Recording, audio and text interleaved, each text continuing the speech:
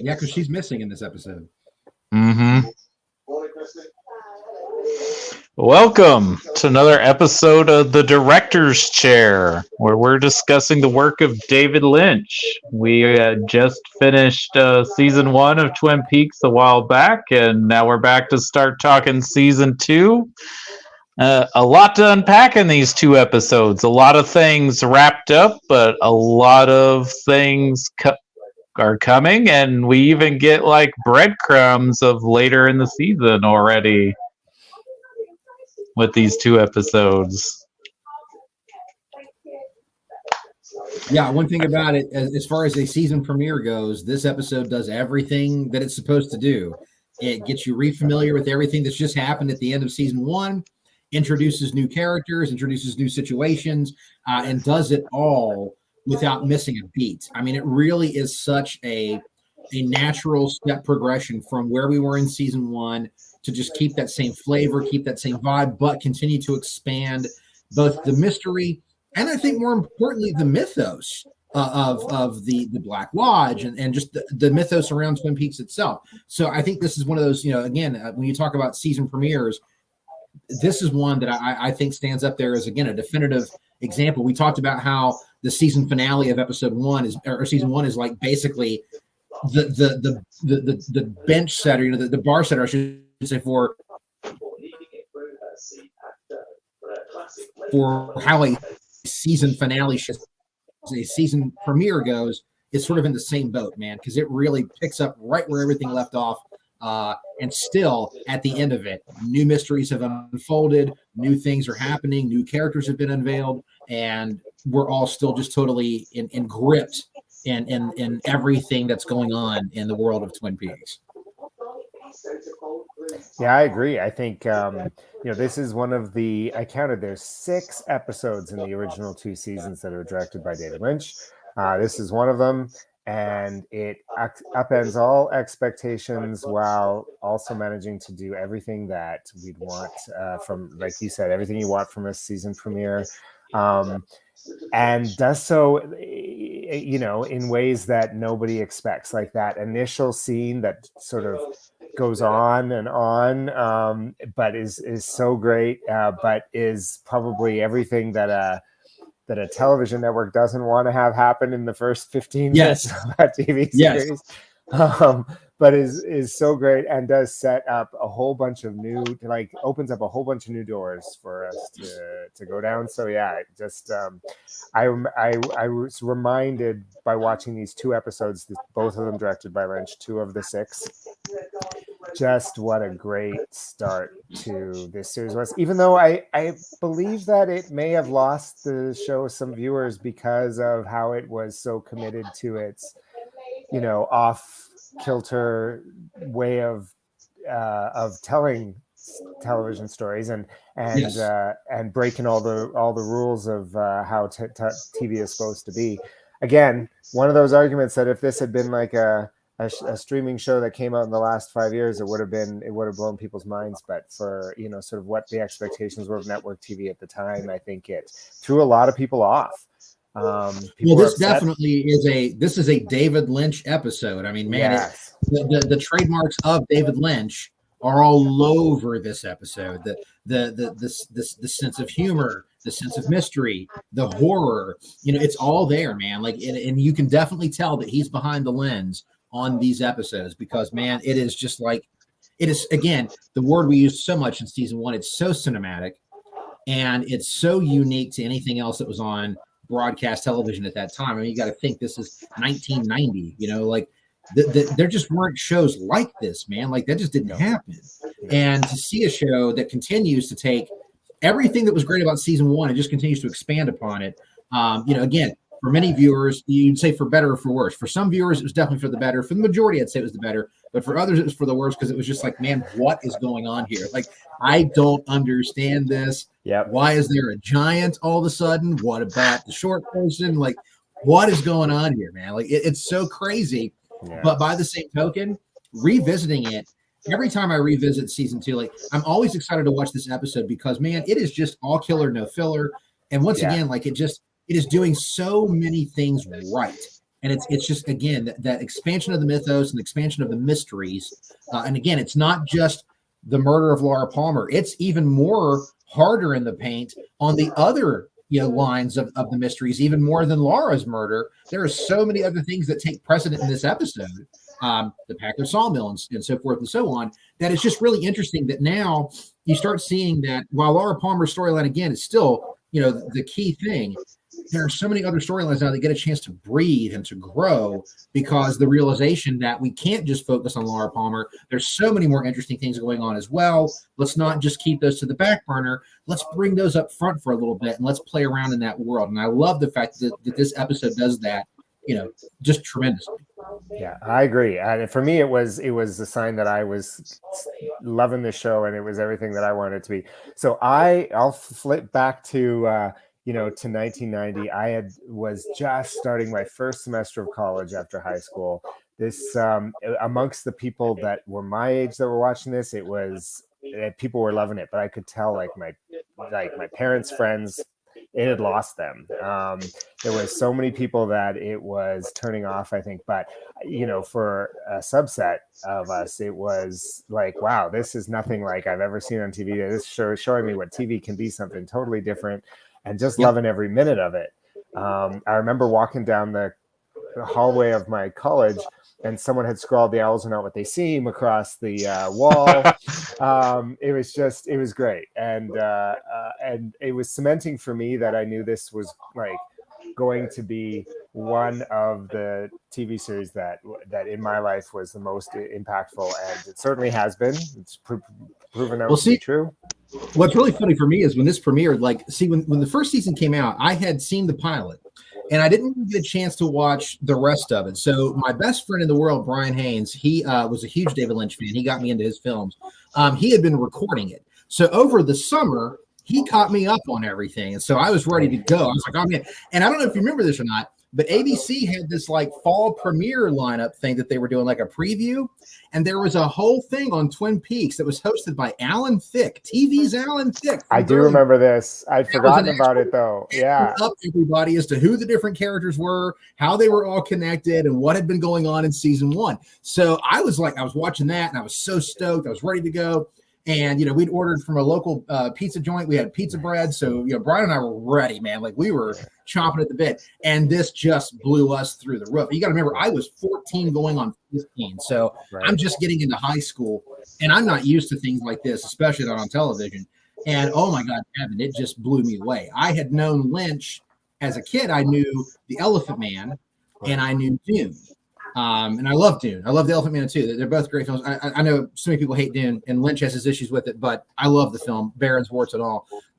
But Twin Peaks was like television like I'd never seen. And so getting to get caught up with it, and the beauty, of course, getting caught up over the summer where he had it recorded, I didn't have to wait a week in between episodes. I could just, sort of binge it, like we do now.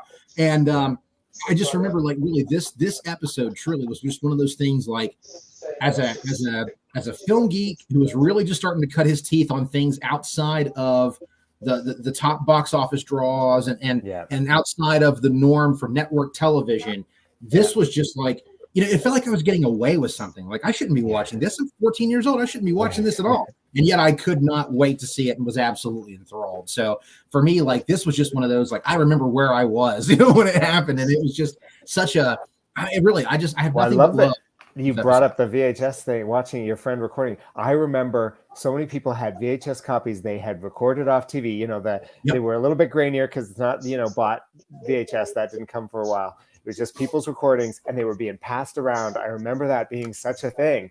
And it's really one of those things that was, again, I never saw that for any other TV show back in, that whole millennia, right? There was no, I never saw that for any other show, but this one, people were passing around the VHS tapes and getting each other. It was MST3K before there was MST3K, man. We were passing around the tapes and kept it circulating. But if you think about it, I mean, when the younger audience that picked this show up, that those of us in our teens and our 20s, it really was it was again we were getting away with something. This is something we shouldn't see on network television. This should not exist. And so I think there was just that. It almost felt like it was made for us You know, like it felt like it was TV that was made not for the old fuddy-duddies and not for those who were stuck with, I want to watch Bonanza or, the Andy Griffith Show and repeat. And I love both of those shows. I'm not just making an example. No, for sure. But the point being is that, for something fresh, something new, we were at that sort of, at that crossroads of, something that wasn't on cable, that was on network television, that was pushing boundaries in a very different way. Not like miniseries had done in the past or things like that. Not like, like a Roots or Shogun or something like that, but pushing the boundaries as far as what television could be. Like truly transforming the way we look at episodic television, transforming the way we look at the cinematic look of a TV show, taking it to that next level. This just to me, like, again, this second season, like I was all in. Like at that point, man, like it was just like, bring me everything you got. So at that point, we were getting the book of the Diary of Lar. He had the cassette tape of the audio tapes of Agent Cooper. We listened to those soundtrack. Had the soundtrack, had the trading cards. Like, oh man, we were like fevered with it, man. So this was like this episode, like I said, it meant so much to so many, of us Twin Peaks fans when it came back.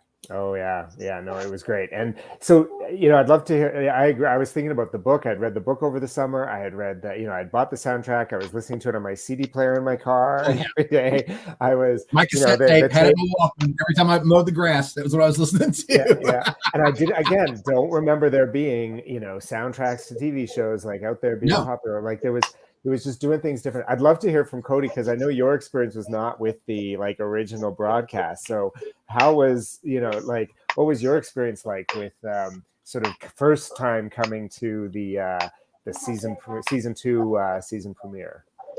Well, so unlike you guys, when I was 5 years old, I wasn't anticipating the return of Twin Peaks because I didn't know what Twin Peaks was.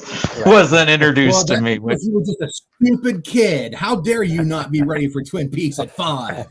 You could have been cutting edge, Cody. Cutting edge. Could have been a hipster. But the coolest kid in kindergarten. Yep. Absolutely. Going into the first grade being so hardcore. Drinking coffee, smoking cigarettes, and 6 years old. Yeah, man. But the first time I kind of watched these episodes in succession, I'm pretty sure it was, if it wasn't immediately after watching the season finale, it was probably like the next day. So, because I'm watching it when it's on streaming or maybe on Bravo. When they did the reruns. The Bravo run was fantastic because you had those extra openings done by David Lynch that were right. But it was still like, wow, like, what a great episode the season finale was. And then it just rolls right into and leaving it off. And of course, I'm already familiar with the work of David Lynch. So this whole extended opening with Miguel Ferrer, was he called the most geriatric bellboy or something later? You're a drool cup. Yeah. That whole extended sequence of him being dealing with the phone and just Kyle MacLachlan, Agent Cooper just being so calm and then laying on the floor being shot, Could you get a doctor? But everything in this episode is just incredible. And I'd forgotten how long it was. I didn't realize it was as long as the pilot, Yeah. Mm-hmm. Yeah, like I said, like you said earlier, it basically is like a little mini movie. I mean, it's a great piece of television. It really is. There's a lot going on, man. Yeah, and just all the mystery going around. And you talked about, but we also got little Audrey's little side investigation. Like it's getting bad for her and this being stuck at the One-Eyed Jacks and everything. Yeah, things go down with Leo. Things go down with Nadine. Like there's a lot going on in this episode, man. There's a lot going on. Hank Jennings is in full play. Like, yeah, man, there's a lot of intrigue. Go ahead. I was going to say, Everett McGill gives an incredible monologue when he's talking to Cooper about how him and Nadine hooked up and how he genuinely feels for her, even though, there's this whole subplot romance between him and Norma. He's because they were high school sweethearts, and he's like, I don't believe in karma. You just, you make the bed you do and you lie with it. Mm-hmm. Yeah, he's so good in that show. Like Everett McGill, like, man, to me, Big Ed was always one of my favorite characters. And anytime he's in a scene, even if he's in the background, just watch Everett McGill. He is like a masterclass in how you were just always in the moment. I love the way that the show tackles the some of the structural stuff that goes on. Like, I love that they have Lucy do the recap of what's all happened to everybody. Like, it's so clever because it's totally in universe, but it totally serves that meta purpose of getting us all back up to speed for those of us who haven't seen it for a few months. Because again, it was before the age of, like I said, people were recording it and rewatching all the episodes, but it was still before. But if you didn't have access to that, you didn't have it.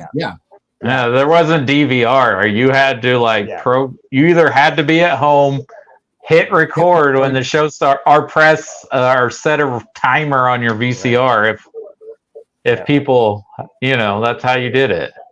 And I just thought it was so clever of a way to do it that makes it fun and fits with the the story, and she has a purpose for telling it too, because she's getting Cooper up to speed. Like, all of it just fits within, and just what a smart smart show all around, and how they do all of that and get us all back right into the moment.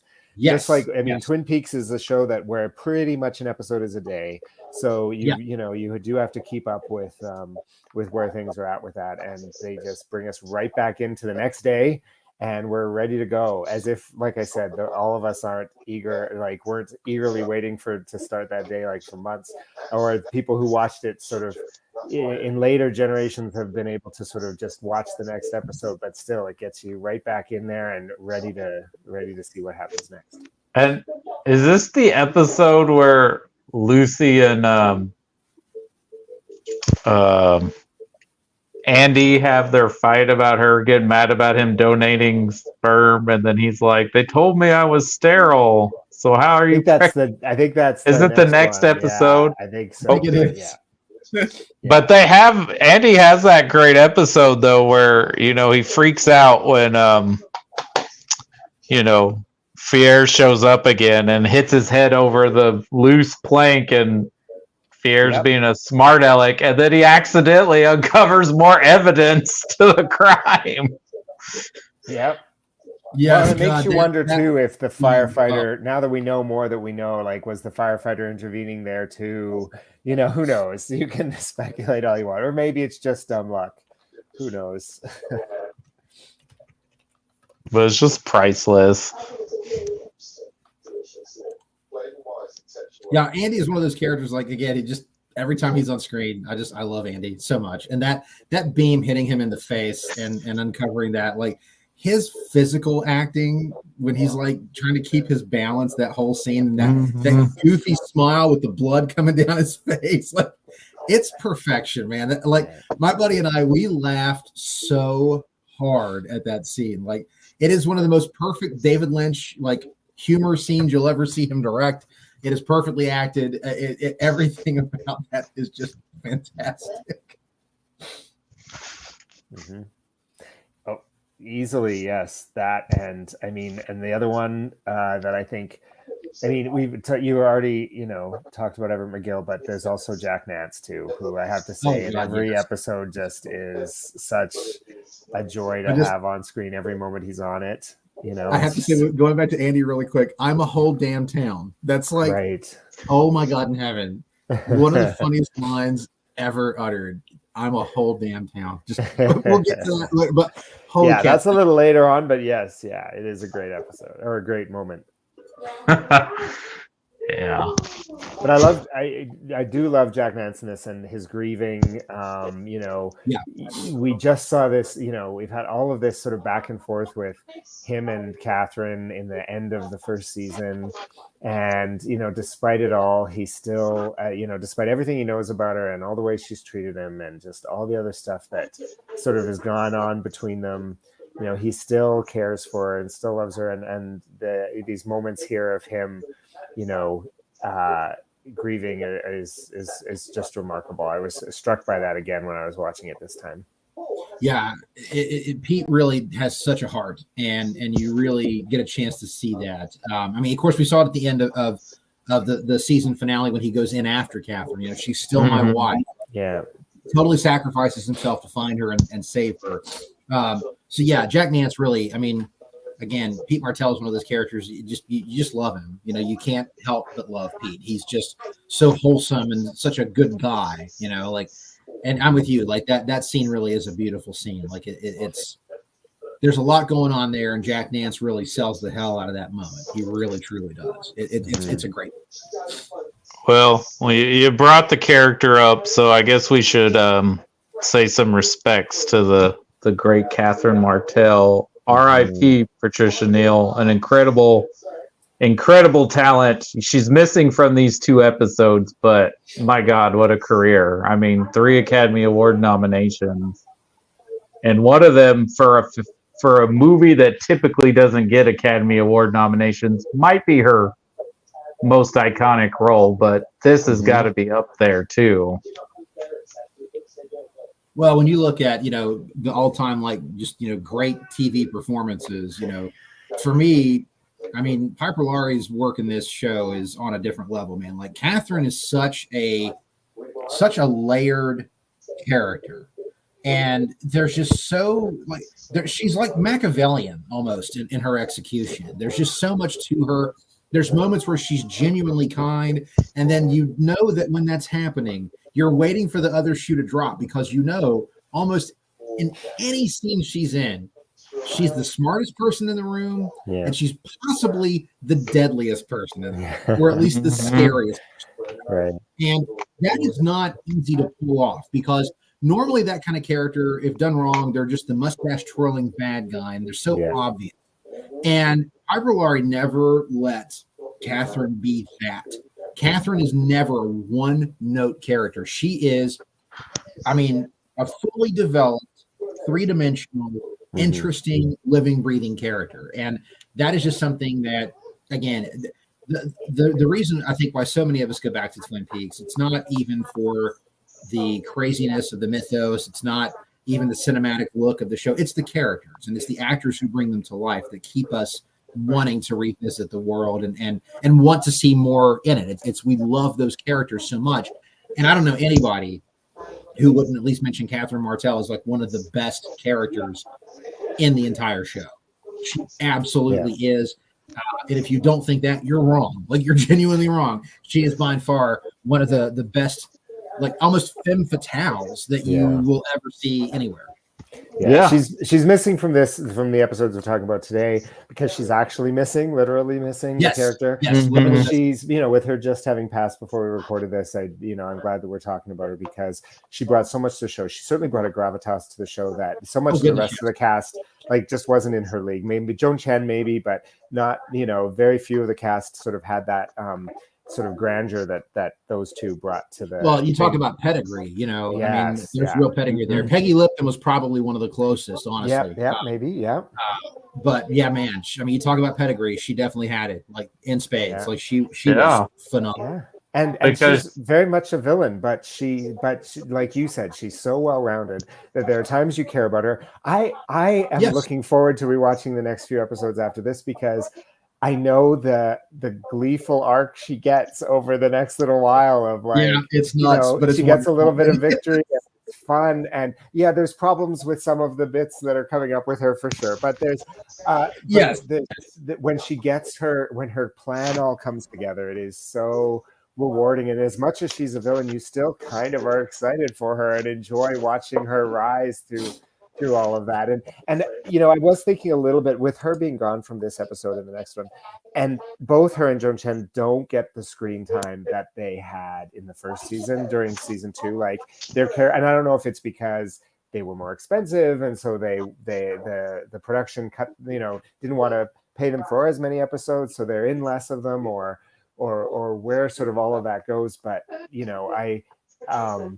when she's there, the show is so good. And even in her plot line with Andrew Packard and Thomas Eckert. That whole plot line gets really fun, really soapy, really just so juicy, right? And she does so well with it all. And I think you could definitely say Catherine is the very soap opera character of the show.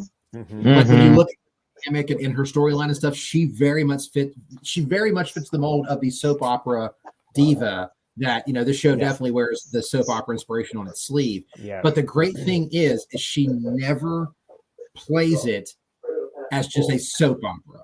She plays she plays it like it's a real genuine drama, which it is. And she never falls into the tropes. She just perfectly maneuvers every scene she's in. Like, honestly, like, I don't remember. I think she did get a nomination for an Emmy nomination for her work on this for the first season, at least. At least for season 1, yeah, I think so. Yeah, for season 1, she earned every bit of that. Like, she earned an award, as far as I'm concerned. She's masterful, especially in season 1. Absolutely masterful. And I think it's one of the things I just in general with all things Twin Peaks. Like, she's one of those characters that I miss when she's not there because she is just so interesting. She's again, smartest person in the room 9 times out of 10, man. I mean, she really is, almost 10 times out of 10, really. She's just, again, as an actor, what a great part to be given, And I love the fact that Piper Laurie never once phoned it in, man. She went hard with that role, and we all benefit from it, period. Yeah. We're so grateful. So definitely rest in peace for Piper Laurie. Yes. But talk about her gravitas. I mean, she left film acting for a good while to perform on the stage. Mm-hmm. I'd love to have seen her on stage. I bet she's phenomenal in person, man. Wow. So I mean, she did it all. She did it all, and getting a nomination for a horror film is unspoken of. Yeah. I mean, unless it was something on the level of like The Exorcist, that Ellen Burstyn got a nomination for that. But boy, Carrie's not one you would think would offer. It's very few, right? It's very few and far between. The Exorcist, Silence of the Lambs. Like, there's very few that get that kind of like award caliber misery recognition. Despite, like, I think a lot of them are up there and should be. But very few actually get there. But she pulled that out, which was great. So and again, here a great villain, because she is so well rounded and so much more than just a bad guy. It looks like she was nominated for outstanding lead for season 1 and then supporting for season 2. Okay, if I'm reading this right. She earned both of those. She's definitely in it less in season 2, but when she, like I said, when she's there, it's always great when she's there. So, and looking forward to her reappearing here in a few episodes. Yes, and apparently she did win an Emmy back in the 80s. So, okay. Well, at least she had that. She earned that under her belt. That's for sure. Well, looking at the breakdown of this episode, I mean, definitely, of course, that opening is it's one of those things. Like it's so comical, like in its execution, and at the same time, like there's a real beauty to Cooper and his sort of acceptance that this may be my end, and that whole discussion he has with Diane about, like, it's really not as painful as I thought. Like, it's not as scary as I thought. Like just that sort of keeping everything in check. It really gives us a real insight to how Agent Cooper works. Like, even in the face of death, he still has a positivity about him. And I love that opening so much. And then, of course, the bellhop that guy was made for David Lynch. Like, straight up. Like, yeah. Lynch couldn't have created a better human being to be in one of his movies than that guy. He's phenomenal. And my God, that whole "I heard about you," like, God, it's wonderful. Now, there are those who speculate that he is possibly the vessel for the giant, because we always see him before we see the giant. Yep.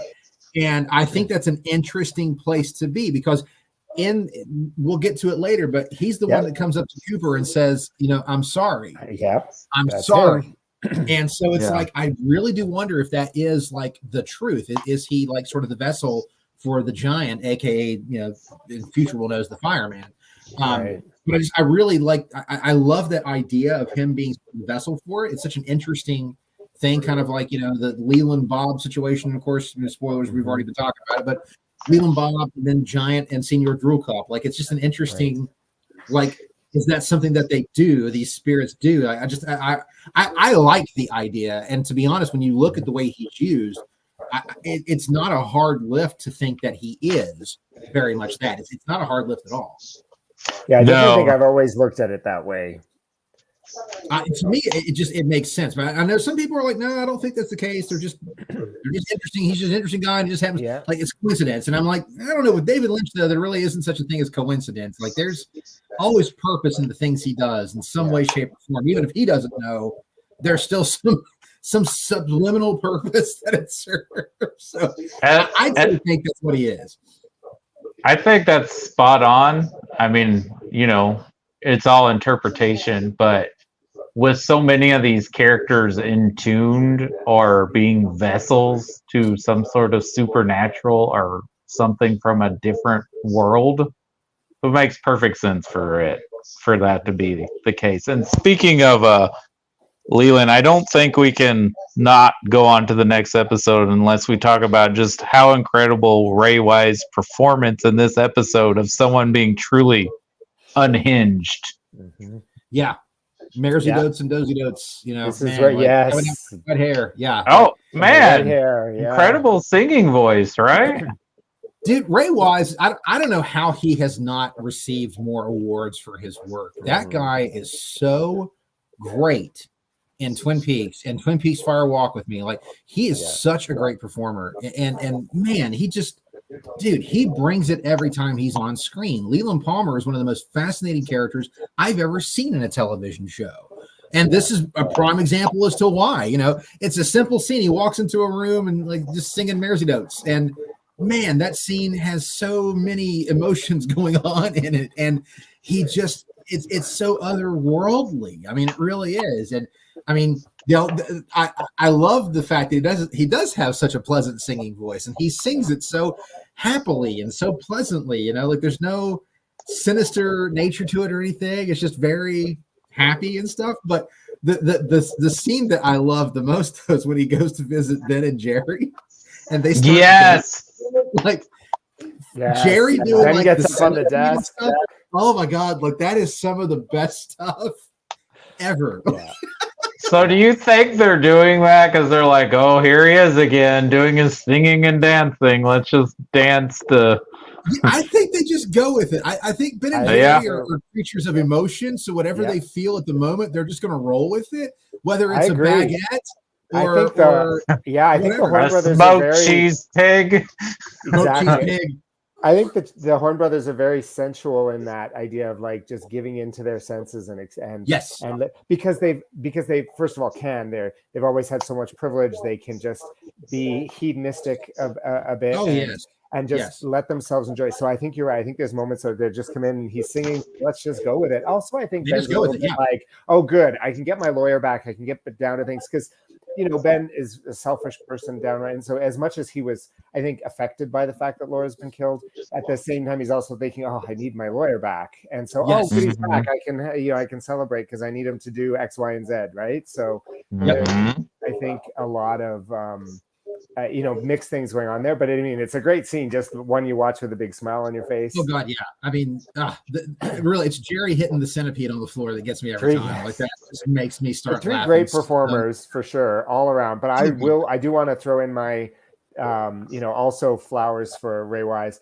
And I think Ray Wise probably loves and hates this character because in some ways it's one of those curses of when you get one of those iconic career defining characters that unfortunately you're typecast like that, but you also get the chance to really just embody this like iconic character, right? And he does such an amazing job throughout the series, throughout the movie. So sad that we saw so little of him in, after, a certain point in the series, and then so little of him in The Return, because he brings so much to the role and like so much, like he's one actor who's like, I don't get scared in movies or TV shows hardly at all. Like very little horror bothers me, and I on the list of the few that do, a number of them are David Lynch, but his face is a part of that. Like his face can terrify me. Like there's moments in it that send chills through me, partially because especially in Fire Walk with Me. There are some genuinely chilling moments in that film with him. Exactly. The dirty fingernails, like, oh man, that's. But the way you still have empathy and pity for this person, despite the fact that I lean towards interpretation that he's an abuser, and probably, and we're going to see coming up in a few episodes, probably from a cycle of abuse, that he was probably abused as a child too, and when we get into that in a little bit. But you still have empathy for him despite the horrific things that he's done, right? Yeah. So the fact that he was able to embody all of that and bring all of that to the screen, and too bad that we've had to lose him about halfway through this journey of this show, because he's just it really is, and it's and because it's the execs being idiots, we lose him earlier than we should, by far. It's his work on this show really is transcendent. I mean, like it's. I don't know that there was a better performance by an actor on television in 1990 than there was of Ray Wise as Leland Palmer. I genuinely don't. If there was, then I would have to say it was probably Kyle MacLachlan as Agent Cooper. Like that's the only person I would even try to throw in that loop, because while there was great TV at the time, there was nothing like what you were seeing with Leland Palmer. Nothing. Well, I mean, I guess we can talk about it, because it's in the second episode that we're talking about today that he comes and tells the story about the man who lived next door to his family cabin. Yes. Like I said, I really interpret that, and I know there's legitimate ways to interpret it much differently, but I really interpret that as the fact that he was abused as a child, and that this has sort of brought him to the place where he becomes an abuser himself. And when you just add all of that in, it just becomes so powerful. And the emotional weight of this show just really starts to come into it through his performance and through sort of the realizations of all of this, right? Or you could read it as the supernatural with the inhabiting, like evil spirit, inhabiting demon or something, whatever. Even that's tragic and sad in its own way too, for many. And for me, right? that's how I've always seen it. And I think part of it being that because Leland was abused as a child, it would make him a very easy target as a vessel, because he's been abused by the people who were supposed to protect him, and so being able to find someone to easily possess, to take over, he would be a prime target, because he is a fragile person. And it's not through anything he did wrong. He was a victim. And that makes him an easy target for such a devilish, evil entity. Now, how I've always seen it is that Leland is not in control in those moments, but he is fully aware after. And I've always seen that's how Bob haunts him, like almost like Bob sees that as a joke. Like, I'm going to make you do something, and you're not going to have any control when I do it, but when I'm done, you're going to remember every bit of it. Right. I'm going to let you remember everything, every single thing. And that is, to me, like, that's what makes Leland even more tragic and heartbreaking. Oh, yeah. The way that I perceive him is that he really is like, he is the vehicle, but he is not in control. He doesn't control the wheel, man. And that's a terrifying place to be, especially as a father, as a husband. You know, those are scary places to be. And to me, that's how I've always seen it. And I think a lot of that is just because I don't want to intentionally do the things he does. Although that interpretation is completely viable when you look at cycles of abuse in families. That's not fiction. Right. Unfortunately, that's pretty common. Well, and that's part of the brilliance of the show, that there's many ways to interpret it that are all legitimate in terms of what we're seeing, right? They all fit within the story and absolutely what we see. And that's what makes it so great. And to take a line that we'll get to in a couple episodes, you know, Bob being, what if Bob's just the evil that men do? Right, you know, if you give that a face, if you give that a body, that's what he is. And so again, it's interesting how this episode opens up with a new entity that we've not seen, the Giant. But we know the minute he shows up, like this guy's in that realm. This guy is fully aware of that world. And while we don't see the man from another world, the little man, Michael J. Anderson, we do get the Giant in this season, and that is an interesting, character because he's the exact opposite of Michael J. Anderson. Like in every way, shape, and form, he's the exact opposite.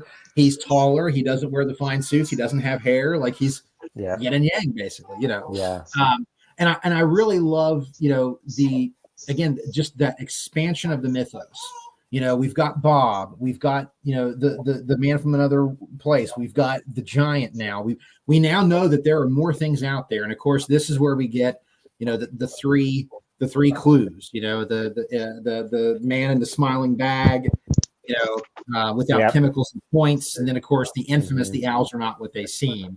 It's a chilling line. Like that really is like, that is a chilling line. Like that's so, that's so creepy when you hear it uttered. It's like, oh, I don't know what that means. Even though you're like, you're like, what does that mean? But getting back to your interpretation of Leland, Kevin, I think if you go with that interpretation, that explains just all the things happening to Leland, not only, processing grief, but also the grief of all these actions he's done, Yeah. And that would be enough to turn your hair white, man. I mean, like seriously, if you are able to have that realization and all of that trauma, I mean, let's just call it what it is. All of that trauma just suddenly hits. Yeah, man, that'd be enough to do it. That'd be enough to take you to that next level, man. And it's tragic. I mean, it really is. It's very tragic. Leland is a genuinely tragic character. It's really the best way to describe him. Is he a bad guy? Is he a good guy? He's tragic. That's what he is. He's tragic.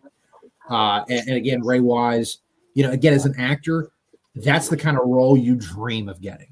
One that you can really sink your teeth into, one that you can really do deep dives with, one that you can really create and wholly make your own. One that gives you the highs and the lows of just being a human being. Like Leland is a beautifully written and a beautifully acted character, period. I mean, he really, really is.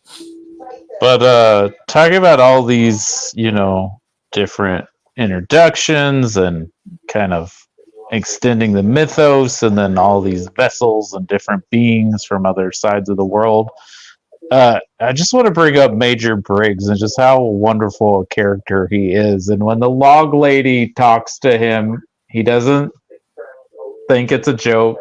He's just like, okay, what do you got to say? And he's like, yep, I know exactly what you're saying and talking about. Yes. Message received.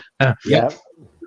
And he is just such again, we've talked about him before, but he definitely deserves being talked about again. Major Briggs is such a wonderful, contradiction of what you think a military guy is going to be. Like everything you think Major Briggs is going to be, he's the exact opposite of it. Like he is not at all what you think he's going to be. And I love him for that. Don Davis did such a beautiful job in that role. Like he is so great. And there are just so many moments with him. Just, he can just talk to someone and it just feels like all the weight of the world is in what he's talking about.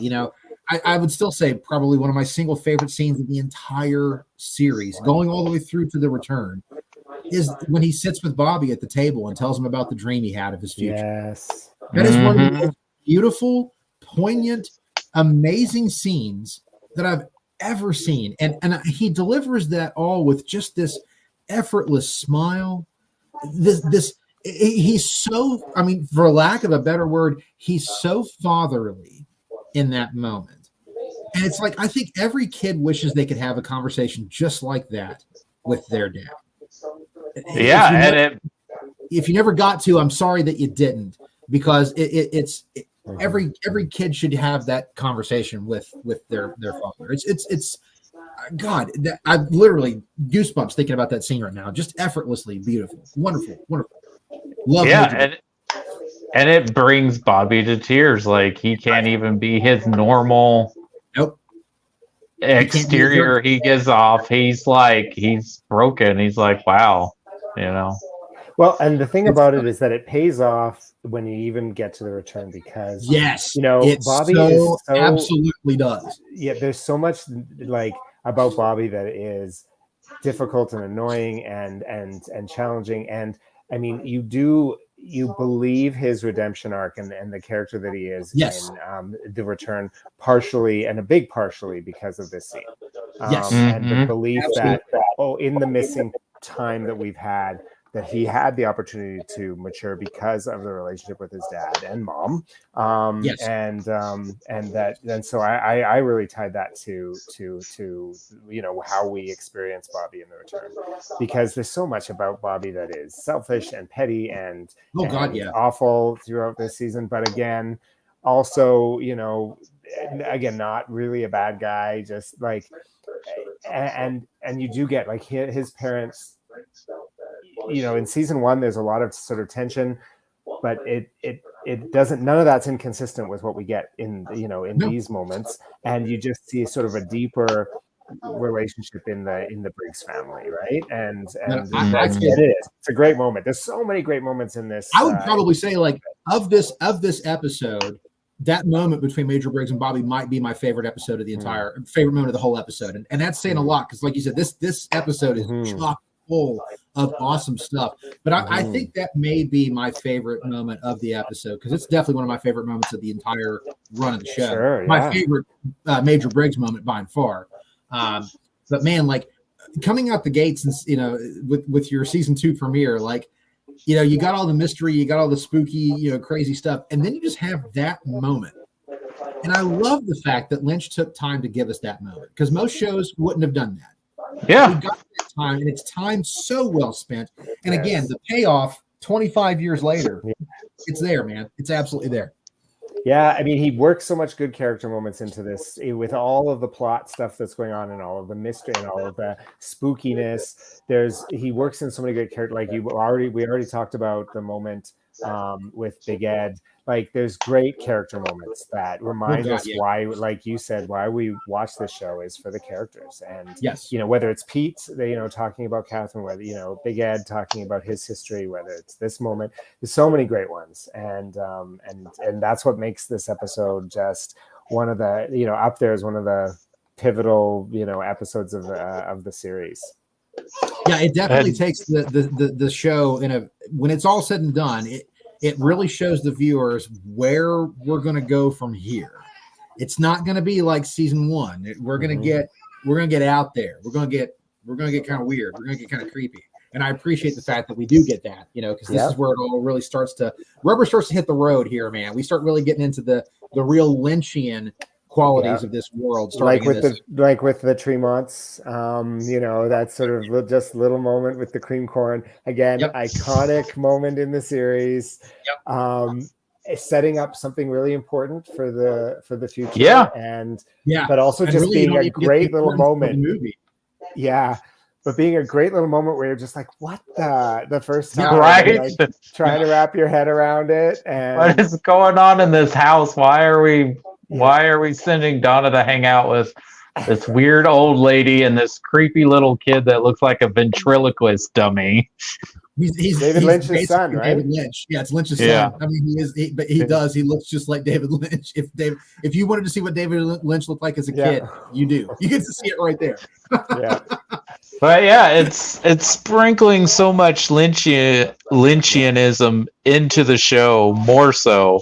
And I forgot. I didn't realize that Wyndham Earle is brought up this early in season 2. That's true. Yep. Well, I think there's a lot of talk about whether he was going to be brought in sooner, brought in later. I know that they did so many rewrites for season 2, and these first few episodes weren't necessarily as affected by it as some later ones, but certainly I'm glad that he doesn't just come out of nowhere. I'm glad that there's this introduction almost right away to the idea anyway. So you've heard the name, and now you're like I said, I think that while the season 2, the beginning of season 2 may have lost a bunch of viewers for the show, I think that for those viewers who were there and had gotten into it over the summer, even, that this one really convinced us that that there was really something to watch here. So it may have been a smaller group, but definitely it just took it to another level. Like the first season, I always say is like a perfect piece of television, but the second, like the beginning of the second season here, really just takes things up and ratchets it all up a notch. It does. And we find out there's more tension between Harry and Hank, but there's a history there between them. Yeah. Yep. Well, and you also get, with this episode, I think what's interesting is we get those 3 clues from the giant, and of course we get one of them resolved, right because of Leland's actions in the hospital, so it's like, right, that's when, man, we get that one resolved really quick. And so I think a lot of people thought, oh, well, gosh, they've already given us the first clue. We'll probably see the other ones like soon. No, not quite, but we'll get there. But, I love the fact that, you already get one of them. So they really knew how to dangle the carrot. They give you enough to keep you coming back. But I love like when Cooper figures that out, like that visual of the body bag. Yeah, it's such a creepy thing, and there's like nothing going on in that scene. There's no like awkward lighting or anything. It's just a body bag, but it's so haunting. Like there's just something about the way Lynch frames that and the music and everything. Like it's a chilling moment, and there's nothing going on but a body bag just hanging up on the wall. Like that's it. There's no blood, no gore, no body out of the bag, just the body bag. But it's so creepy. Like it's well. If we're going to talk about creepy, I mean, we have to talk about the fact that the episode ends with us seeing Laura's murder, right? Yes. We get to see it through Ronette's eyes, through her memories. And of course, she sees Bob as the killer, which makes sense to us now as we sort of have seen so much more that that's who she would have been seeing in the moment. But, it is horrific. Like up until this time, we've talked a lot around her murder, but we actually haven't seen it. This is, I think, the first time that we see her murder, and it is shocking and horrific and gruesome. And I love that because I think so much procedural TV, so much like murder investigation television at this point and even to today is clinical and is about but Lynch is reminding us a person died in a horrible way here, right? Yeah. And I think that's so important that he shoves that in our face and makes us experience it. Yeah, absolutely. It's really chilling. That moment is genuinely terrifying. And again, it's how they got away with that on network television in 1990. I have no clue, man, because it's horrific. It really is. And even we don't even know how horrific it is yet because we're still missing details. But even just in the way that it is a brutal murder. It's a horrific death, and we were reminded that, hey, this isn't just something for us to, it isn't just a game, a puzzle to be solved. We're talking about the fact that someone lost their life here and in a horrible way. And you're reminded of that. And, I remember there were teases at the time that we would see the killer, and we do, but not in the way we expected. And of course, again, a lot of people, I think, were upset that, hey, they didn't resolve the mystery. I'm out of here. I can't stick around forever waiting for it, which is, they missed out. But for sure,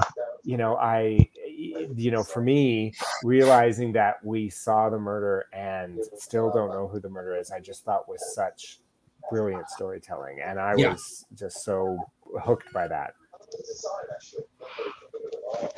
Because how many murder mysteries have the balls to not solve it but not solve it, right? Like we know Bob is the killer, but we don't know who Bob is. Boy, like that's just like scratching the surface, man. That's just that's like saying we knew the killer was someone who like breathed air. It's just like oh yeah, that's got to be it. Yeah.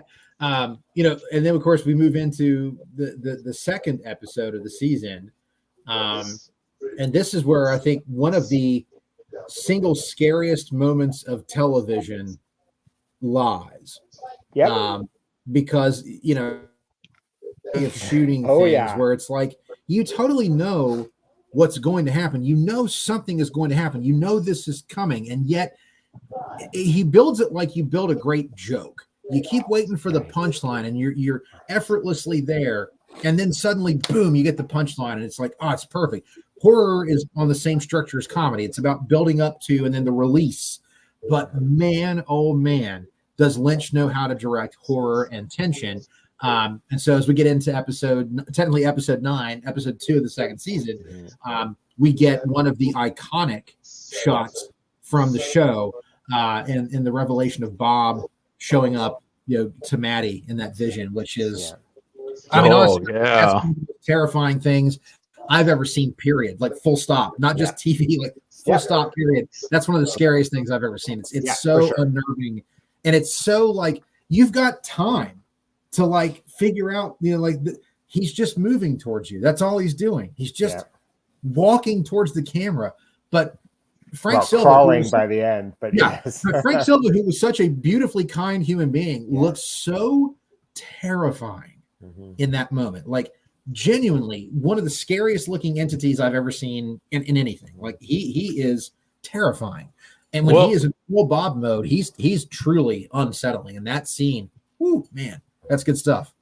Yeah. Well, like you said with the tension, because we're listening to some little bitty bopping song, and then Donna and James kind of get into a little tiff, and then boom, here comes that. It's like, man, it comes out of nowhere. That comes out of left field, man. Like totally, you don't expect that to happen at all, but when it does, like it's still a moment that when it's coming, I can feel my body tense up. And I've had moments like that first time seeing it. I remember just being like, I said already, I don't get scared by movies or TV very often. This is one of those moments that breaks that rule. Is that this? It gets under your skin, man. Yep. I mean, and even when it's coming, it's still terrifying. Like it just is. Like there's just something so unnaturally creepy, and at the same time, like it's just a static shot, man. Like the camera doesn't move. It's just sitting there. And it's just Bob coming closer. But it's that feeling, I think, of just, I can't get away from it. Yeah. I can't, it's not giving me that room to step away. Like you're just stuck in it.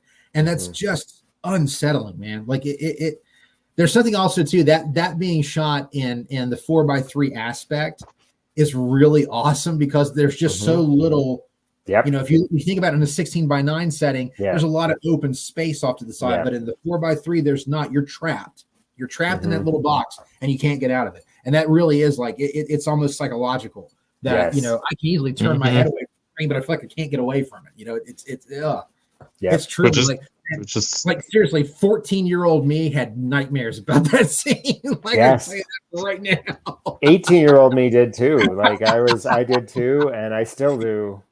Like, oh God! And I think about moments, that I still find uncomfortable from film and movies. That's up there. That's up there with all the best of them. Yeah. This also has those moments too. Like this episode, again, speaking of all things Bob, but the moment when you see Ronette see the picture of Bob, like that is also chilling in the way that it's shot because he's out of focus, just like we're going to see in that vision of Maddie. And then it just slowly comes into focus. And again, you're just trapped by it. And even just the line artist picture is terrifying. And like, can you imagine coming out of a coma and that's like the first thing you see, knowing that was the last thing you saw before you went into the coma? Like, dear Lord, it's terrifying. It is, man. Speaking of creepy, even though on a very different level, I find in these episodes, Leo creeped me out. And, part of it is that he's, he's an awful person with no redeeming qualities whatsoever. And he's also an abuser.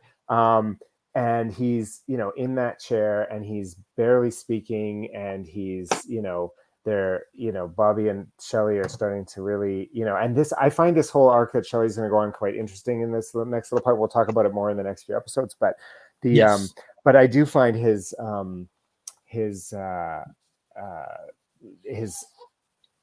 comatose state very disturbing, or not disturbing, but unsettling. Unsettling is I think it's that knowing that he's not going to stay in that coma, like for a fact. And so when you see that finger twitch kind of thing, like you're just like, oh man, oh God, and the shoe drops. Like, can't this guy just die? Like, right. Well, isn't that what Ben Horntail think? Why isn't he 6 feet under? Yeah, exactly. Right. Yeah. And I mean, I have no sympathy for Leo. He's one of those. He's not a Catherine or a Ben where you maybe have some kind of like love for them or whatever. But I do find him really unsettling in these next little moments. And you're right, it's the threat, like whether it's the wheelchair slowly moving, the little finger move, like there's bits over the next little bit that really are. And again, a different level from Bob, but it's more of a real world level of like creepiness. I think is powerful, and especially with all this, like I said, with all the stuff that Shelley's going to be going through in the next little bit. It's with her being left alone in that house with him and everything, like I find this bit with Leo, and maybe Eric Duray. We talked a lot about the cast and how great they are. Eric Duray may not be the highest on the list of the thespians in this show or anything like that. I mean, he does a good job of making Leo be intimidating and stuff. Oh, yes. But I think he pulls off this part, maybe because but just so much about this part I find it creepy. So I just wanted to mention that as well, that there's more creepiness than just the Bob part. There's something about, like, again, just his being there. Like, we know when we see him in that bed, he's in a coma. Okay, we know that. But we also know we're not seeing this because he's dead. And we're not seeing this because he's going away. We're seeing this because this is setting up for him to come back. Yeah. Like, if you've ever watched a TV show before, that's what this is going to be. There's a reason we're seeing this, and we're supposed to be on edge because we know what Leo is. We know what he's capable of. And we know that poor Shelley is going to be once again at this man's whims when he comes out of it. And when none of us want that for Shelley. We don't. No. And the thing about, mentioning the other characters who are terrible people, but there are redeeming qualities to them, and they are charming. Leo is just a POS. Like, he's just a POS. None. He's just a horrible monster. And you could say the same thing about Ben Horne, but there's something charming about him. At least Leo is no longer a suspect. Like, we know Leo as of episode 8, as of the season premiere, they've ruled him out as a suspect, and that's good because he was always a bad red herring to begin with. I get why he's so used in that way, but obvious. Thank God he's not the killer, because that would have been a really disappointing reveal. That's an easy out. That's very easy. Yeah. So I'm glad they've taken that off the table, because then it makes it, well, then who, right? Like, and I love that. And I think that's part of the great mystery, is that they've taken it, because we also know it's not Jacques, we know it's not Leo, like all of the obvious ones are not there anymore. We definitely know it's not Jacoby. Yeah. Even though he is doing some questionable things that should get him at least fired from being a psychiatrist. Yes, he should lose his license. This is the episode this episode gives me one of my favorite laughs in all of Twin Peaks, and one of my favorite laughs in all of David Lynch, and it is the smoked cheese pig conversation. What are we gonna burn? We gotta burn something. Yeah, we have two things here. We have this fake ledger and this smoked cheese pig. One of these things will be burned. It is not going to be my smoked cheese pig. Yes. But he just literally has. And he's like, I'm still confused. I still don't know which one to burn. Yeah, it's just, and then of course he ended up just toasting marshmallows. So it's like, of course, why not? God, like, I love that scene. Like, it's so out of nowhere, and just like David Patrick Kelly just holding on to that cheese pig. Like, it's so funny. Like that. That's one of those things. Like, my buddy and I would just, like, my friend Brian would always just, like, get each other to laugh. We'd be like, "Hey Kev, have you seen my smoked cheese pig?" And I would just, I would lose it, because I'm like, that scene is so ridiculous. And it has, like, I think what I love about that scene is it happens, and nothing is resolved at the end of the scene. Like, it's just a scene that happens. There's no reason for it to happen. Lynch just lets it happen. And I love that. It's those little moments that, again, keep you coming back. It's why I love Ben and Jerry so much. They're so ridiculous. Like, they are creatures of hedonistic habit, and they're just ridiculous. And I love them. They're horrible people, but at the same time, they're incredibly funny. Like, I find them very, very funny. Was it the previous episode where we have a scene of Pete, like, not being able to eat the hospital food because it smells so awful? It looks awful. It's the season premiere that sort of becomes a running joke. And I have to say, if there's anything I might have cut, I think I got really tired of that running joke. But you know, it is what it is. Like there's even moments where you hear it gurgling. Like it felt a little heavy hand. That part might be one of my only critiques of the season premiere. I don't know. But there's a great Andy and Lucy scene too, where Cooper's having them go through all those dirty magazines. Yeah. Oh God. Yeah. And he's like, I feel awkward having to do this. And she's like, I'm an adult. And then she opens it.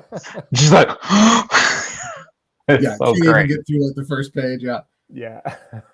No, I mean, like seriously, these first two episodes are really, really, and of course now again getting sort of the soap opera-y, but again expanding the mystery as we of course get the mystery Asian man who's there in the background for a couple of scenes. We see him start showing up. We don't know anything about him. We don't know who he is, who he's connected to. You know, you suspect he's connected to Josie, but we really don't know. But he starts showing up. So again, it's that sort of soap opera-y, like where he's back outside of the house, outside of a window and stuff like that. Like it's so like perfectly soap opera cheese, but it's so also sinister and cool that again, it's just building up those mysteries, like more and more stuff coming out. I think that's coming up a couple episodes down the road, but it is, I mean, you're right. It's building towards, and there's also the, you know, they're starting to, we're going to start to see a lot more thread because they're realizing they have to now do, because back in the old days, there was 22 episodes, right? So they're now needing to fill a lot more time. So they're going to start building in a lot of new threads, whether it's MT Wentz or, you know, there's a bunch of stuff that's coming down the pipe, but yes, they're setting it up and they've always done such a great job of both making those setups really organic. We're starting to see some of that happen in these couple episodes, but also tying them in,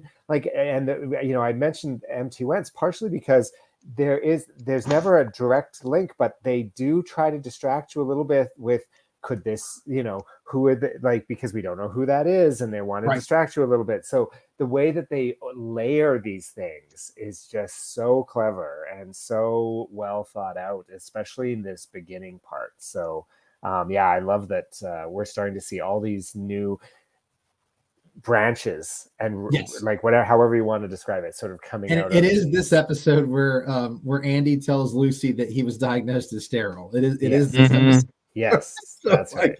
That's where that plot thickens, you know. Because we never really understood. I mean, she said she's pregnant, but she doesn't necessarily explain why she's mad at him. Yeah, right. But now he's got some sort of like, now we're starting to get the direct attention. Oh my, like, because it's the last thing you would have expected too, that Lucy might be pregnant and it's not Andy. And it's not Andy. What? Yeah, that seems like, how on earth would that be? And that of course expands to a whole other, you know, C-level plot line that also is a fun plot line. Into that. Cold, you know, so you get that, and then of course this is the episode where we get the as we talked about earlier, the log lady gives the message to Major Briggs, and Major Briggs delivers the message to Cooper. Where we find the owls are not what they seem, and that satellite printout of the stuff. And then Cooper, and then like that's chilling. Again, it's that those little things. There's a creepiness to that. Like it's just like so otherworldly. Like, why is this getting picked up in space? You know, like because we think about supernatural, we think about demons, we think about sort of like spiritual evils, but this is bringing almost a sci-fi element, and so there's just again mystery about what is really going on, right? Like it's that cosmic horror. I mean, really, it's almost cosmic horror. And if you think about where we go in season 3, that actually is it's kind of a precursor to where we're going. You know, absolutely. It very much goes into the science fiction-y realm when you get into the Return. I mean, I don't think you can classify it as any specific genre clearly because Lynch is not having any. He's his own genre. No, exactly. Yeah, Twin Peaks is its own genre. It's just that Twin Peaks show. Like the shows are like Twin Peaks. Yeah. But I love that we get that. It's one of those moments where you're just like, holy cats, this is bigger than we would possibly be able to comprehend if it's being picked up by outer space satellites. Like that's insane, man. Like whoa, here we go. This is crazy. Again, it's just that expansion of the mythos, like it's not just heaven and hell. Now we're getting into the cosmos, like that's, again, I love that it goes that out there like that. I really appreciate that about the show. Yeah, I like that too. I think it's it just again adds to the layers, like everything we've said so far about just this. He's like, okay, we got season 2. We are going to blow this thing up. We're going to expand it. We're going to take it in new directions. We're going to, make more entanglements. Like I said, I was hook, line, and sinker, and I always am. Like whenever I do a rewatch, when I get to this episode, these 2 episodes, I'm always like, this is one of the highlights, right? Like, yes, it is. Yeah, it really is. I mean, everybody here is just, again, excellent as always. I had forgotten about, and I was just kind of re-looking at some stuff. I had forgotten that in this episode we find out from Truman that Hank was originally one of the Bookhouse boys. Yep. I had totally forgotten about that because I was just remember Hank being such a POS that it was just like, oh my God, I had forgotten that he had made that comment to him that he was like one of the best, and then things change, like it's sad that fall from grace that Hank has had, obviously. Yeah. And again, Hank is to the point now where he's the boogeyman for Leo Johnson. So what does that tell you about where Hank is? Yeah. Jesus, he's what is he capable of? Than Leo, that's part of it. Yeah, but you're right though. I think that's interesting because again, I would rank Hank up there with Leo as being one of the least redeemable characters in the show. And one of the least he's more purely bad. But I like that he has this history, and maybe that even makes him worse, is that he has this history of being on the good side of things, and he chose being the very best of the good. A Bookhouse boy like those guys with the guardian angels with Twin Peaks, man, because they are not only looking out for what's going on with the drugs and things like that, they're also very acutely aware of the supernatural. And I love that, that and it makes you start to wonder, like, was Hank in tune with that stuff like they are? Like, did he pick up on those vibes as well? Or is that maybe what took him down a darker path? Like, and I'm not sure if he ever abused why am I blanking on her name? Norma. Norma, thank you. I'm not sure if he ever abused her, but there certainly feels like there's it may not have been physical, but I definitely think there's some sort of manipulation or verbal gaslighting. Gaslighting for sure. There's no way he physically abused her, because if he did that, Big Ed would have killed him. Right. Good point. Yeah, you're right. I think it is that, because it's different. Like, you see those two comparisons, because there's always this parallel thing between Norma and Shelley, and Leo's dumber. Leo's like lower down the totem pole. He's just stupid enough to like beat her up. And be that awful. Whereas I think that Hank is smarter than that, but he does, awful things as well. I think you can say that Leo is like the blunt force tool. Hank is a more refined, like, cutting tool.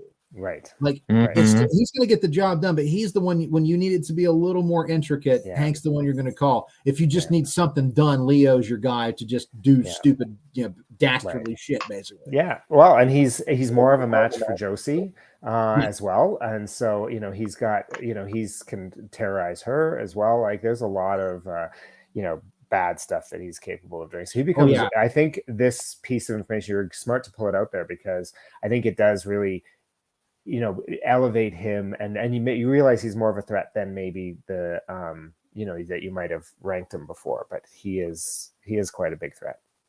This episode is where we get the Meals on Wheels. So this is where we get Mrs. Tremond and her son and creamed corn. And it's also where we first hear about Harold, which will become a very important thing later on with regards to Laura's diary. So we get that seed is planted. So it's interesting. Like, in these first 2 episodes, you get the seeds planted of Harold, of creamed corn being something important, obviously, of Wyndham Earle, and of course, the mystery man who could be connected to Josie. Like, there's a lot of seeds being planted here. That are going to they do produce fruit. They do have payoff as the season goes on. That's right. But it's really like again. It's interesting to me that you can keep expanding the mythos. You can keep bringing in new characters, and it doesn't feel forced. It feels very organic. Like there's just new layers to this that we're finding out. Like they've been there all along. We just couldn't see them or we couldn't access them yet, but now we're getting there. And I love that, especially everything with Harold, who ends up becoming a very interesting and sympathetic character as well. It's great to again just see these seeds being planted because we know that there's going to be a payoff. Yeah, Harold's one of my. I love Harold. I'm excited to see him in the next few episodes here coming up, and so I'm excited to see him again. I sort of sad that his time with us is brief, but yeah, I agree. I think that Lynch has, and I don't know how much, because I know that he was kind of famous for coming in, reading the script and throwing out a lot of it, changing it all up and doing a bunch of his own stuff. Even though I do think he wrote the first, he was involved in writing the first. He did write the first one, but Harvey Payton had this episode, and Harley Payton did a lot of the episodes as well. I think he also directed as well. Yeah. So yeah, I mean, I think it's great to see that they, like, this point in season 2, they're still really world building and they're, like I said, expanding it outwards, and they follow through on so much of it that all pays off, which is great. Some of it, like we said, even long term into 25 years later, some of it pays off, including the Giant, including the Major Briggs. Like so much of what we've seen here pays off 25 years later.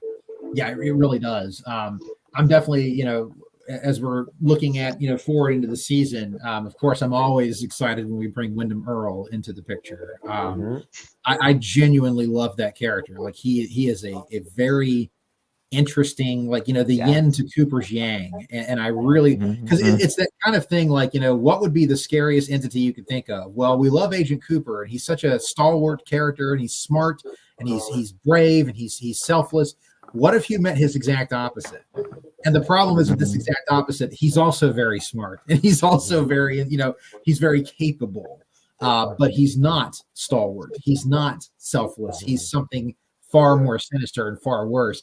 I mean, to me, Wyndham Earl is one of the saving graces of the second season after the resolution of who killed Laura Palmer. Yeah. And that happened so early in this. He gave us something to very much look forward to. And again, I love fear I love the, hitting the nail on the head a little too obviously, but I love the chess game that basically unfolds between the two of them. It's a very interesting thing to see because, you felt like, oh, it was all about the murder of Laura Palmer. Now that I know that, like, what else is there to know? Like, what else is there to care about? And thank God they gave us Wyndham Earl because he ends up being, one of the most, interesting and genuinely one of the most chilling villains, Jean Reno just wasn't going to cut it for, in terms of the level of, like, I mean, he serves his purpose. And I love Michael Parks, by the way. Like, me too. I adore him as an actor. He's great in everything, and he's great as Jean Reno. God, his accent and stuff, like, he did such a great job of sounding like the brother of Jacques Reno. Like, he really, he pulls that off very well. But God, he said it was the accent. I think I read an article where he said it was the accent that convinced him he wanted to do it. He really wanted to do the French Canadian accent, right? I mean, not being a native Canadian, I can't say that if it's perfect or not. To me, it's not. But it's fun. It's not, but it's fun. He sounds so much like Jacques. I mean, you can definitely get the vibe that they're related. But again, Michael Parks is great anytime he's on screen, but he's not a big enough threat to be like the main villain of the second season. I agree completely with that. But speaking of him, we have not talked about Audrey really yet. We talked very briefly. Yeah, we need to talk about her before we wrap up because there's so much. It kind of starts with her and ends with her here. Yes, it does. Again, we talked about Audrey being such a wonderful character because she is so, she's so smart and so, she's just a great character. I mean, really, Audrey is a wonderful, wonderful character. And of course, we end season 1 with her being possibly, a victim of her father. And boy, does that have a correlation to it, And then again, like how she gets out of it, again, Audrey is smarter than we think, and she really does think fast on her feet, with what she does and how she comes up with her way out. And I love that Audrey figures out how to get around it and avoids. Even though if he had discovered her there, he would have like sent her home. She would have been safe. Immediately. Fine. Yeah, exactly. Like there's a part of me that thinks, now when I watch it being older, sometimes I think, just rip off the mask and see her and then get her out of there. Yeah. But we can't do that. We gotta have more going on there, you know. I gotta have the mystery and like, where is she? She's missing, and the note's under your bed, Cooper. And well, that's part of the plot line that helps humanize Ben a little bit, right? Like you see him genuinely concerned for her, and you see that he genuinely loves her. Again, one of the themes, and I've talked about this through a number of the podcasts so far, but I love the parallel father-daughter plot lines that are going on through the number of the characters, whether it's there's so many different ones that are all sort of running parallel as comparisons. Yeah, exactly. Yeah. And this is one of them, and it's complicated and it's not good, but there is pieces of, there is love there. And so it's, I'm, and again, with where things go, it's so tragic now that we know, but this part was one of the parts you're most excited to see. It was one of that great cliffhangers at the end of season 1. And here we get, yes, and then of course we get a cliffhanger at the end of episode 10 here, or 9 here, with her getting caught. Now Blackie's onto her and she's in trouble, and Blackie's going to use her because we know both her and John are not good people. Yep. Yeah, not at all. She definitely feels scorned, by Ben, and with her drug addiction and everything else, she definitely feels scorned by Ben. So maybe she has some good reason to hate Ben. Yeah, and this gives her such incredible leverage, and I think that's what it really comes down to. Is Blackie is an opportunist. She's opportunistic if she's anything. And man, let me tell you, this sets up a very interesting storyline, for season 2, and 100%. I love the resolution too. It's a great. That's a great observation, because like when she hired Audrey, she knew she was a liar, and but she also knew that she'd be a great asset. So she's sure, I'll make this work. And then when she finds out what's going on, she's like, wow, I've got even more of an asset to me now. So take advantage of that for sure. Blackie is definitely, she's a smarter character than they think she is. Absolutely. You might not be able to blame her for her feelings about all of that stuff too. Like she got taken advantage of for sure. So absolutely. It all started just like the same for her as it was for everybody else, man. Come on. Yeah. Exactly. I'm gonna tell you that Ben took care of her. Right. Which goes into the whole thing of men underestimating women, especially in these type of situations and jobs and things. And every female character in Twin Peaks, basically. They're all underestimated. Even the log lady, they're all underestimated. Especially Laura. Laura. That's why I've always loved that Hawk is the one guy who picks up on the log lady. Like he's the one guy who knows she is on and Major Briggs as well. I'll take that back. Major Briggs as well. The ones who are very in tune with what's going on, they get it. They don't underestimate her. They totally listen to her when she has something to say. Like, go with it. Listen to what she has to say, because we're going to get something out of this. But most of the women, they're underestimated, and they always end up being the smartest people in the room. And I love that. Audrey in particular, one of the smartest characters on the show. She really is. Yeah, I mean, I think I said this before, but I love that she's very smart, but she's also a teenager. She's also a kid. She's also a teenager. Lets her be both of those things at the same time and make mistakes and fall down and need help, but still be smart and independent and not going to be put into a box that either her dad or Cooper or anybody else thinks. No. But truly marches to her own beat, man. Yeah, and absolutely. She gets herself into trouble here. It's not good, but she's emerged as one of the main characters that we care about, and so her peril here is very compelling. Like we want to see her get out of this, right? Yeah. We want to see her either be rescued or get herself out of it, because she's gotten herself in and out of so many situations up to this point. So, this is one of the pieces that is, I think one of the more compelling pieces of the series at this point. There's so many, but we care about Audrey. We want to see what happens to her. We want to see like the next adventure of Audrey, right? And what she's going to do next and how she's going to get out of this one. So, yeah. And luckily there again, there's great payoff to this one as well. It's one of my favorite episodes is when that payoff finally happens, quite literally. The payoff finally happens. It's such a great line through for the season. I do want to go back though, just again, because right before all that, of course, we have that image of Bob, and it's just like, man, at this point, you really, if you're not afraid of Bob, you are now. Right. Like you absolutely you understand that there is something far horrible with this character. Like this thing, he's like a thing, really. He's not even a human. He can't be, like, to do the things he's done and to look the way he looks. He's not normal. He's not a well-adjusted human being. He's like a force of nature, practically. And that scene, really, because you go from, the innocuous "Just You" song, which, Lynch channeling his love of the 1950s. And James was always cool.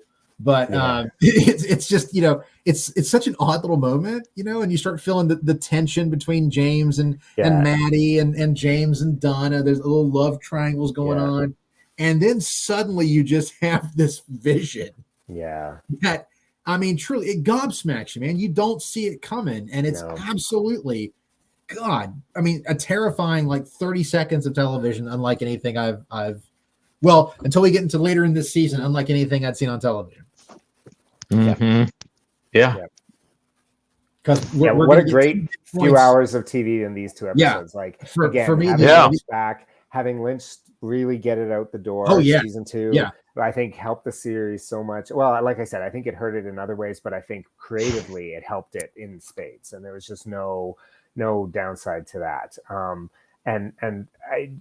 Watching these two again, it just got me excited for so much of what's coming. I'm excited to rewatch these. I've been holding off and not jumping ahead, and so I'm excited to get to some of the next few episodes and really this whole season. Like, I've always been a defender of season 2. I certainly have my critiques of it. But sure, is it perfect? No, but boy, it's a worthy season of television. I mean, in the end, it's responsible for one of the greatest series finales, / cliffhangers you'll ever witness in your life, man.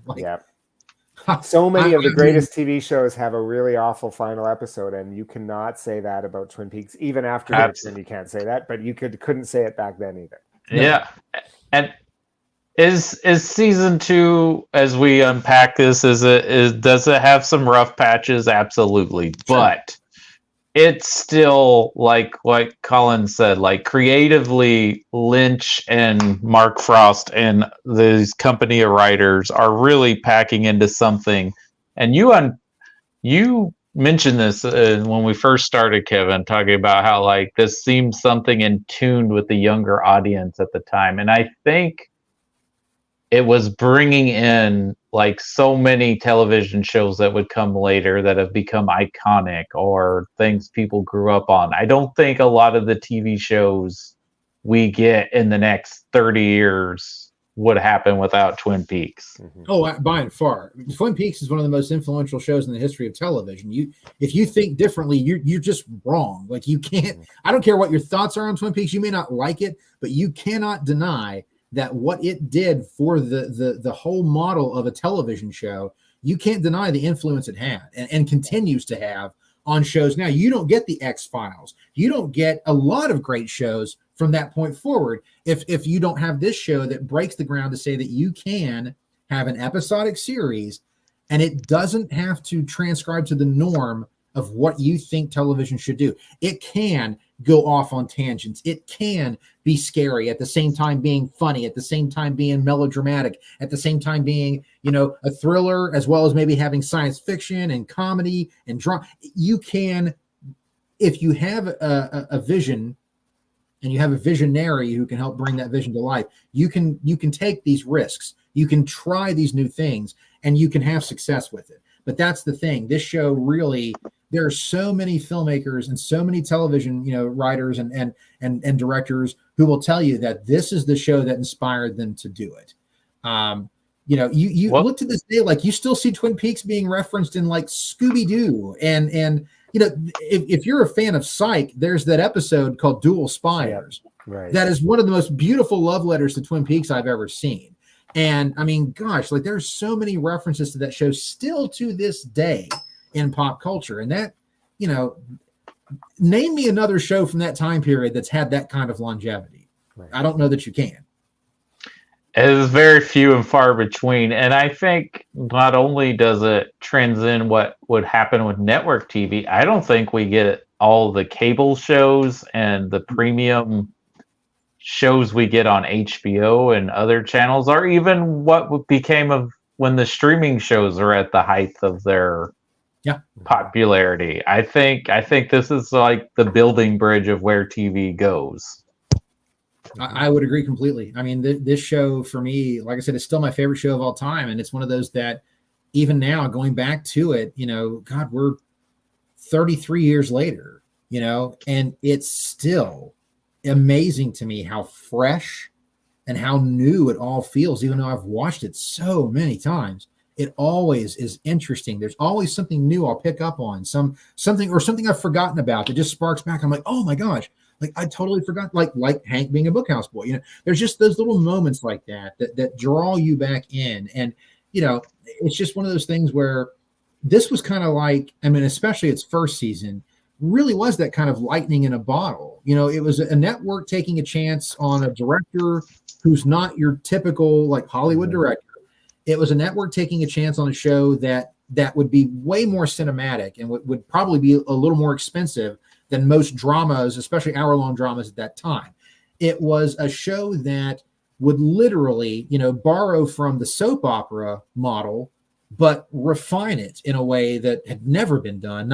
Even beyond like your Dallas and your Dynasties, it took those and then incorporated, elements of like, The Prisoner and elements of like Dark Shadows and elements of just horror in general and gothic horror. And just, and because of Mark Frost having the background with Hill Street Blues, you get your detective, serial type stuff in there. It really is a melting pot of concepts, of talent, of artistic, just ideas and visions, all of that mixed together. And boy, I mean, like it's just this one moment in time, man. Like if not for all those things falling into place, we don't get something like Twin Peaks. And if we don't get Twin Peaks, I don't know what the hell the landscape of television looks like for the next 20 years.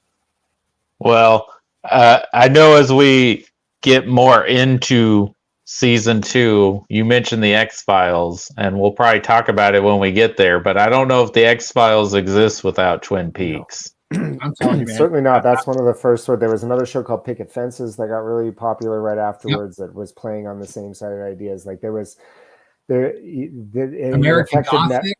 Northern Exposure. Yeah, man. Yeah. Oh, yeah. There's just a whole slew of stuff that came later that was a little more palatable, maybe a little more normal, and could catch those sorts of things. But yeah, thank goodness we have this, because it just still continues to entertain and still finds new audiences all these years later, which is yes, it does. Yes, it does.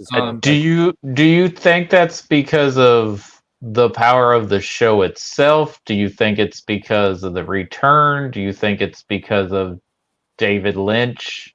Do you think, or all the above? I think it's all the above. Yeah. I mean, there's so many things that people still talk about it. So there's always going to be an interest. People become more aware of David Lynch. They want to see all of the things that David Lynch has done. And everybody who's going to talk about David Lynch is always going to mention Twin Peaks. The return definitely got people talking about it again. For people who'd never seen Twin Peaks, they wanted to know what the return was all about. So you got to go back and watch Twin Peaks to be ready for the return. I think it's just this wonderful thing where, thank goodness, with the internet and the way that we're more connected like that, you've got more and more people talking about it and inspiring others to check it out and take a look at it. And, I just finished doing a play, a year or two ago with a girl who was in high school at the time, and she was a huge Twin Peaks nerd. And so when I told her that was my favorite show, like her face lit up like she'd never met anybody who knew what the hell she was talking about with Twin Peaks. And I'm like, yeah, hon, I was there when it first came on. Like, let me explain to you. I was your age when this thing first came on, and it blew me away. So it's really neat to see, people of different ages and different backgrounds picking up on it and still having those same reactions to it that we had back in 1990. I mean, that again, not many shows can say that as far as the impact and that continued inspiration of different ages of people, throughout the years going on to go back and discover it.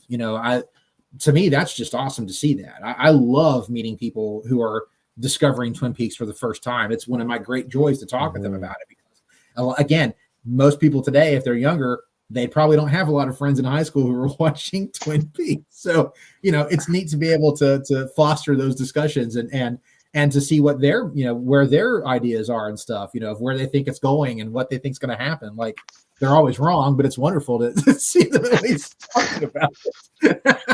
Well, I think that just shows the power of how good it is, because it doesn't feel dated, even though it's 30 plus years old, and it's supposed to be around the late 80s, early 90s when this takes place, but it doesn't feel like, other than the stock color of the film they're shooting on, it doesn't feel like something made in the early 90s. No, not at all.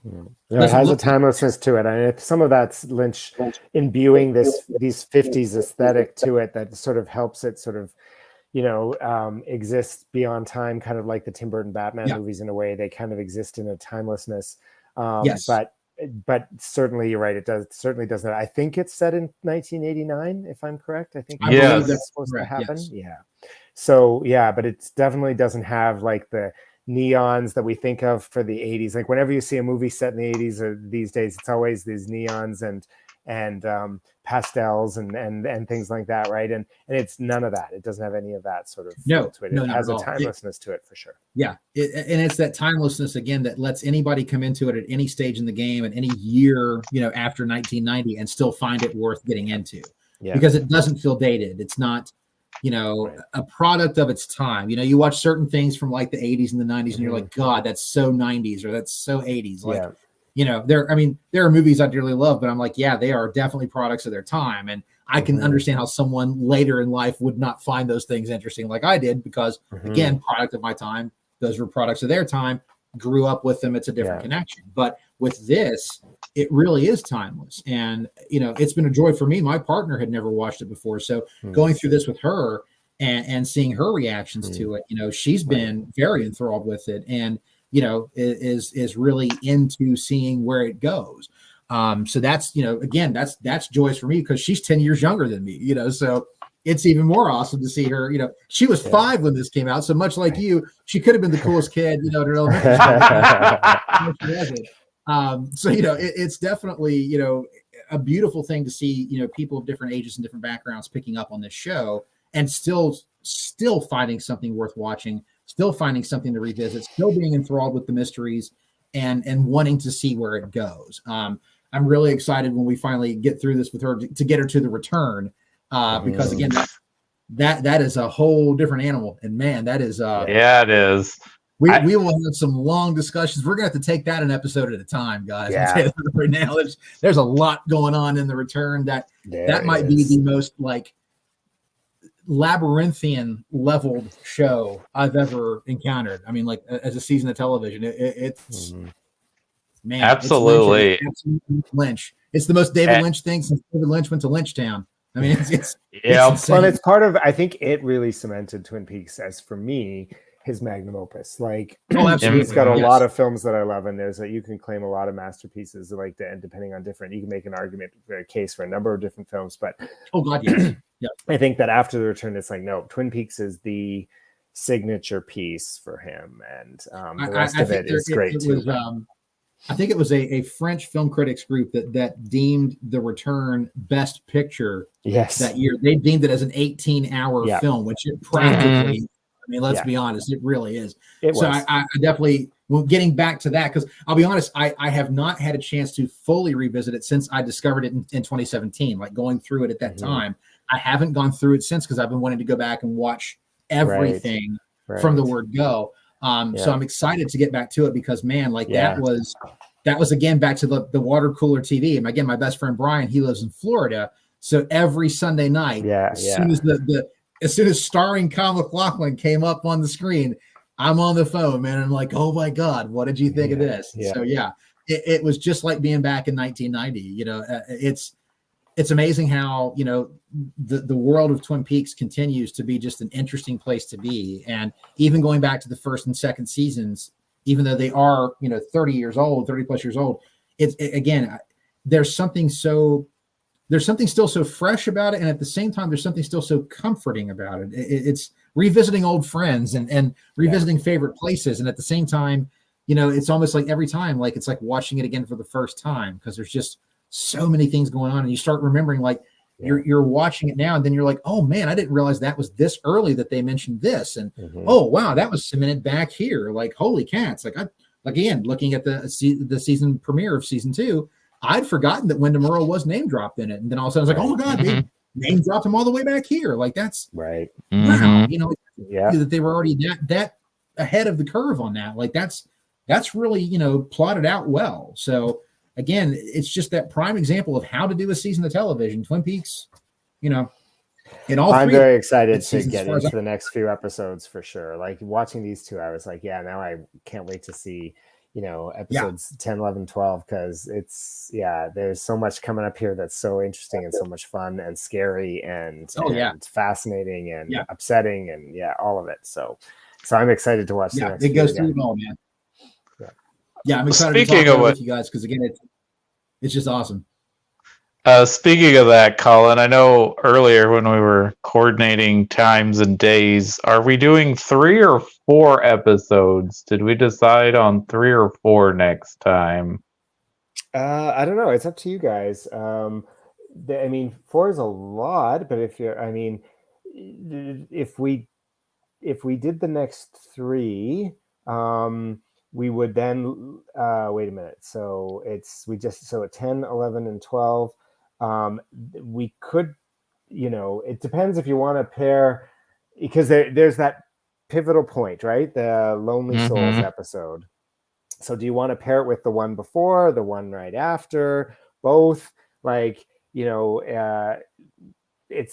up to you guys. I could see it going either way. We could do 3 and 3 or something like that we could do the next 3 and then the 3 after that. I would say 3. I think 11, 12, and 13, you're starting to really get into the Harold storyline. And I feel like that would be those 3 episodes are a pretty good combo. I agree. Myself, I would say that would probably be the way to go. Okay. So we're doing 3, and then we'll do 3 again, and then go from there. I think that would be okay. Yeah. Yeah, because then you're doing the one before the reveal episode, and the one right after, and that might be a really nice sort of sandwich to tackle. We'll see. We'll talk about it at the time. We may just want to talk to the reveal and stop there, because that's such a huge, like the emotional impact from that. Oh my god. So we'll see. We'll talk about it when we get there. But let's do the next 3 for now. Okay, that sounds good. And what does November 5th sound? I hate to say it, but it's probably not going to work on my end, because that is the first day of Tech Week for Clue, and I will probably be at the theater until about 10 o'clock that night. So it's probably so is the next weekend, or are you doing a show? I'm doing a show, but it's a matinee, so I could do that evening. Yes, I could do like 9 o'clock again my time. That would be okay. Okay, well, we'll let Guy Fawkes have his day and your Tech Week, and let's say November 12th then. That'll be good. That should work for me. Well, thank you, gentlemen. Thank you guys for your enthusiasm and your expertise on this show. I appreciate it. Really quick note. Congrats to the Writers Guild for getting your strike and getting your contracts, and getting a great contract at that, from what I've seen. So congrats to all of you. Now let's just get this done for SAG-AFTRA, man. So let's get it for the actors. Let's get it done. But man, kudos to the Writers Guild. Way to get what you should have been getting to begin with. Absolutely. It's still, at least the key thing is it's a win, and that's the best thing we can say for our writers. Thank God, because that needed to happen. I'm glad to see. What I understand, the actors are heading back to the table this week, so hopefully there's some real progress. And the writers sort of pulled it out, in the after a lot of posturing and back and forth. But I think so. Maybe we'll see the same pattern. Who knows? Maybe we'll get some good news this week. I'm really hoping. Hopefully I hope so. It'll all be resolved. Yep. Hopefully in 3 weeks this will be resolved, and no more films are being postponed because of hopefully not. Yeah. Well, it's been a pleasure as always, guys. Thank you all so very much. Yes. Thank you, Stay guys. safe. I appreciate it. You do the same. And break a leg on Clue.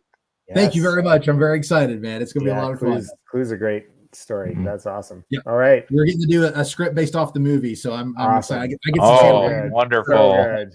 I'm really stoked. Wonderful. Excellent. And thank you to anyone who's watching. And if you're watching the show along with us, let us know what you think, especially if it's your first time ever watching the show. You know? Yes. Oh, I hope not, because we're spoiling everything. You spoiled so much. I'm really sorry if it is. Gosh, I'm so sorry. Yeah. But all right, guys. until next time, you. guys, Right. stay safe. Bye. All right.